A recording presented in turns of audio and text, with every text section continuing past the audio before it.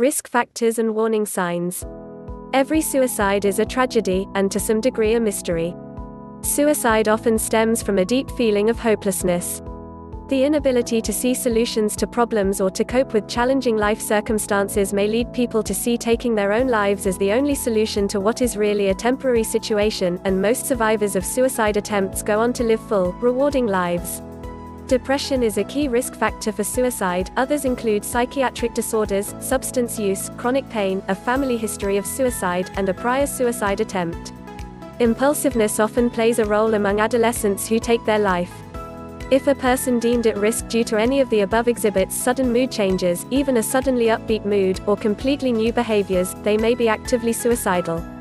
Those who speak about being a burden to others, having no reason to live, feeling trapped or in unbearable pain may also be contemplating suicide. Statistically, suicide occurs most frequently among people ages 45 to 54. Women are more likely than men to attempt suicide, men are more likely than women to complete the act. How to talk to someone who is suicidal. There are many myths about suicide, and one is the mistaken belief that talking about it to a person in danger encourages the act. If a loved one expresses thoughts or plans of suicide, it's essential to initiate a conversation. It is wise to approach the discussion by identifying concrete resources such as a therapist or suicide prevention hotline, and to conclude the conversation with a stated commitment to follow up with the person over time. Be direct with the person by asking the following questions: how are you coping with your challenges? Are you thinking about hurting yourself? Are you thinking about dying? Are you thinking about suicide? Have you come up with a plan for taking your own life? What is suicide contagion?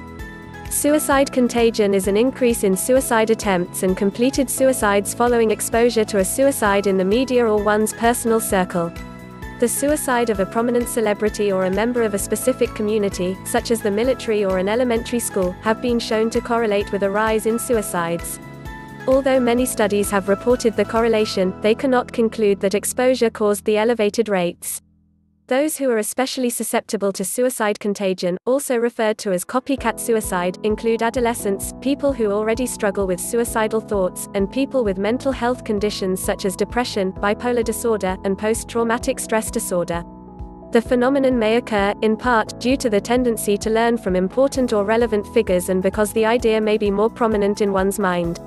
Suicide contagion can be curbed. The American Foundation for Suicide Prevention issued media guidelines that many publications have adopted, such as not detailing the method used to kill oneself, not suggesting that the death was due to a simple reason or achieved a goal such as fame or revenge, and perhaps most important, listing resources to help those struggling.